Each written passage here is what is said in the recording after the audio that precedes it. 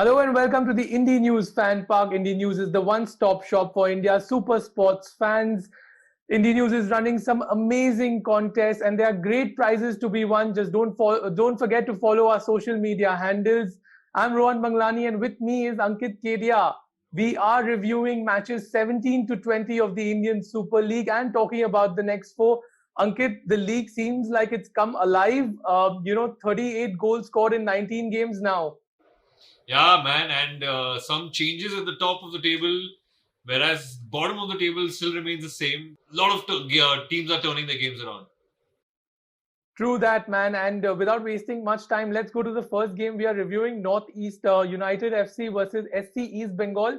Now, in that game, it just comes across that Northeast United seem like one of the best counter-attacking teams so far in the league.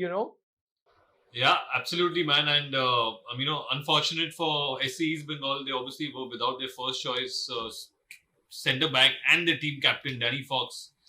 So I think uh, Northeast United, they were absolutely smashing in their counter attacks. They really took the game to them. No, absolutely. And I just think that their presence, the striker, Idrisa Silla, was so, like, his presence was so felt by the SC East Bengal players that even though the goal eventually was given as an own goal, but I just think his presence, his agility, his movement in that box creates so many problems for the teams. But that was a good win though for Northeast United. I think that, probably at some point we'll recognize them as dark horses in the tournament. Possibly, man. I mean, still early days, but you never know. But I'm just worried about SC East Bengal as they still are in the hunt for their first point. Let alone their first point, but they're in the hunt for their first goal so far. They've not been able to score a single goal so far. Yeah, Uh, you're absolutely right. And I think that, SC East Bengal, I mean, it's some sort of a situation that nothing seems to be working for them at the moment. Their striker, Balwant Singh, I mean, it's a striker's paradox at the moment, don't you think? I mean, he needs a goal, confidence needs to come, but he's not getting that goal. It's just, they're not just getting that first push. I think that one goal for them at this point in the tournament changes a lot of things in terms of confidence, in terms of I mean, how they play. yeah, it could definitely open the floodgates. But anyway, enough said about that fixture. Let's move on to Mumbai City FC and Odisha FC. About this fixture, it was obviously a 2-0 to Mumbai City FC. Peche got a penalty. He scored, and Borges, oh my god, he also scored. We'll get to Borges. Why I said, oh my god, I mean, I'm really liking him. Uh, although Odisha looked really good in the first 30 minutes, but they just lost Yeah, their I agree. steam. I just wonder was it because they played the second game in 48 hours? That could be a point you're making, but honestly, I feel that there were quite a few standout performances when it comes to the Mumbai City team. Lafondra didn't even start the game. Hugo Bamu played up front, and there's a guy, Bipin Singh, who was playing down the left, and he was creating havoc for Odisha FC down that left side.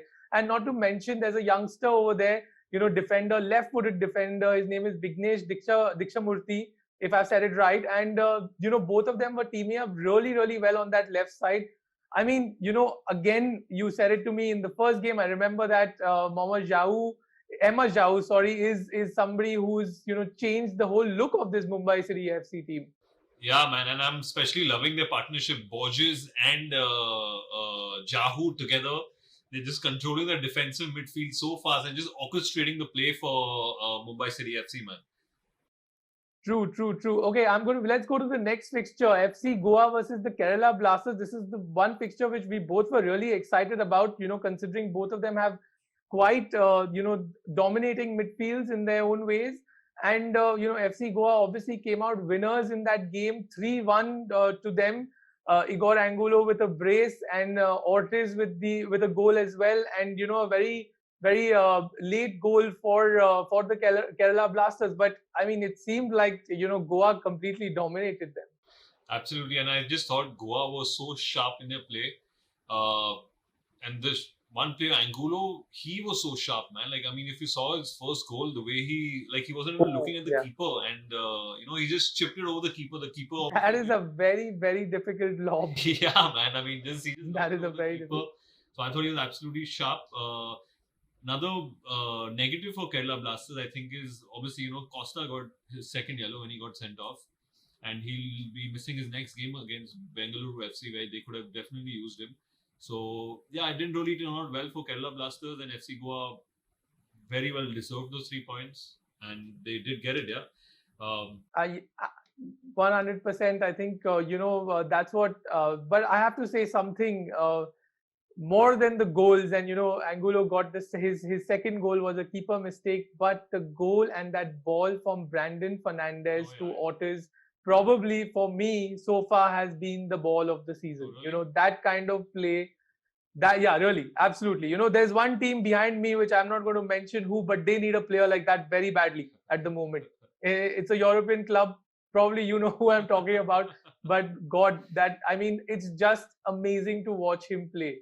He's he has so much creativity with him in him, and I also think that his replacement, the guy who comes on, Princeton, he's also great in that position. So a lot of promising signs for FC Goa. Yes, and now moving on to the next fixture, which is Jamshedpur FC and ATK Mohun Bagan. Well, what do you know? ATK Mohun Bagan have not only conceded a goal for the first time, but they have also dropped points. I didn't think this was possible. I wasn't expecting this at all, let me tell you. But I don't know. I mean, Jamshedpur has done it. What are your thoughts about the game, man, Rohan? We just saw the game. Yeah, no, absolutely, man. I think Jamshedpur have just shown so much. Their mentality has just been insane to come out and beat ATK Mohun Bagan, who are the table toppers. And obviously, Jamshedpur, Valsky, he's got a brace for Jamshedpur. But apart from that, I just feel that this is something. It's like ATK got beaten at their own game. Because they were also playing with less passing and more of counter-attacking football, and probably the same thing happened over here for them. So, and Jamshedpur, we've seen them in the past and they've been a good team. It's just that they've not got really the results going for them. But this is a huge win for Jamshedpur. Yeah, and absolutely. And with this ATK Mohun Bagan, I don't know what is it with them, but this second half syndrome where they just come alive in the second half, they score goals in the second half. Today, once again, we could see in the first half, they were like very sluggish, not really wanting to do much. But eventually, second half, they showed that yes, they want to do something about it. And the last 10 minutes after Roy Krishna again scored his goal, it could have easily swung the other way. It could have been a draw. I mean, I don't know. Like, they really came alive in the second half. So is something that they keep doing. Second half, they just come alive. I don't know why. But anyway, good on them. Jamshedpur really needed these points. It's their first win. And they need these points. And they really help them move up the table. Speaking about the table, this is what the table looks like right now. ATK Mohun Bagan. Mumbai City take the lead, huh? Yeah. ATK Mohun Bagan, no more the leaders. Mumbai City right on top. And Goa feature in the top 4 for the first time. Amazing stuff for them, for sure. And East Bengal still at the bottom of the table, still without a goal. They need to. What next for Robbie Fowler then? Well, I mean, don't go by their worth. I think it's still early days, but I'm sure they were the last team to actually really get their preseason going. So maybe it's just fair enough. To give them some time. Let's see how things turn around, and I'm sure they will turn around. Going forward, let's look at to the next fixtures, the next 4 fixtures. Yeah, I mean the next 4 fixtures seem again, it's just that this time in the tournament, although it's not, we're coming pretty much to the mid season of this mini season, and it looks good. I mean, all the games now look to me as the players have settled, the managers know their players. So I'm really looking forward, for the Bengaluru Northeast United. I think that's going to be a cracker, considering the form Northeast are in. Bengaluru have just got something going at the moment. Similarly, Jamshedpur with a massive win today, and then they play SC East Bengal. So that's a massive fixture again for me. Yeah, well, I mean, talking about Bengaluru FC and Northeast United, both the sides are unbeaten so far.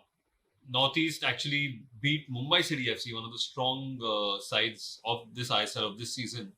And Bengaluru FC, I just feel, are still trying to find their feet on the ground. They're still pretty toothless by the looks of it. Obviously, last game they really edged it and they really deserved their win. But still, I think some few things to work for them. Both of them, in the past, they both have played each other 8 times. in which Bengaluru FC have won five out of those 8 games, and Northeast United have won one of them. So will things be different this time? We'll have Mumbai City FC, Chennai FC. The next fixture after that, 12 games they've played with each other head to head. They've gone 6 Chennai have won, and 4 Mumbai City FC have won. There have been 24 goals in these 12 fixtures, so 2 goals a game could be exciting. And the game which Rohan is really looking forward, SC East Bengal and Jamshedpur. Well, like I said, SC East Bengal need to get their game going. They need to score goals. Otherwise, it could be really embarrassing for them. Yeah, absolutely. I find both of them in a very peculiar situation. Jamshedpur will be looking to capitalize on their victory on ATK Mohan Bagan, and SC East Bengal, we just know that they just have to get their season going now. Yeah. Coming to the last fixture, ATK Mohan Bagan versus Hyderabad now. What do you think? What do you make of that after ATK Mohan Bagan losing to Jamshedpur FC? Well, I mean, I don't know. I think it should be a kick up their butt, and probably they need to now not be so complacent. I just felt they were a little complacent today. They need to really get things, work better next game onwards. In the past, these two teams have played just twice with each other, and although the average, it's not a great sample size, but they still have about 4.5 goals per game. So it could be a cracker where goals is considered, but I think ATK Mohan Bagan will still edge Hyderabad. Well, Ankit, that's to be seen. And, it's been, again, a very exciting episode. And guys and girls, thank you for watching. Once again, there are a lot of really nice prizes to be won, a lot of contests being driven out by Indinews. Do follow our social media channels and stay safe. See you soon.